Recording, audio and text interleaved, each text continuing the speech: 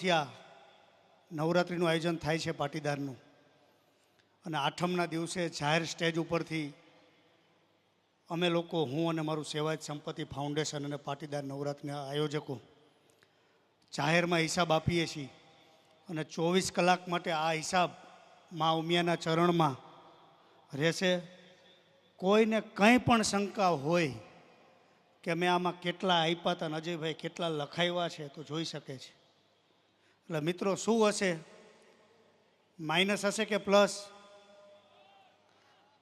યા ઓલા મફત પાસવાળા બોલ્યા પ્લસ. કેટલા પ્લસ હશે? કેટલા પ્લસ હશે? રોહિતને આ વર્ષે કીધું, રોહિત તારા 75,000, તો કે 75 ને 1 ને 11. એટલે આ વર્ષે મિત્રો આપણા શહીદ પરિવારોને 25 પરિવારોને 25 લાખ રૂપિયા આપ્યા.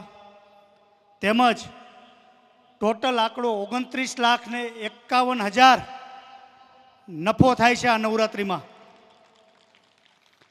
અને આ સ્ટેજ ઉપરથી બોલું છું અને વર્ષોથી આ હિસાબ આપતો રહ્યો છું, કેમ કે હું આ જાહેર જીવનમાં છું. તમે 100 રૂપિયાનો પાસ લીધો હોય તો મારે એક હિસાબ દેવો પડે, એક મારી ફરજ છે અને મારો સ્વભાવ છે.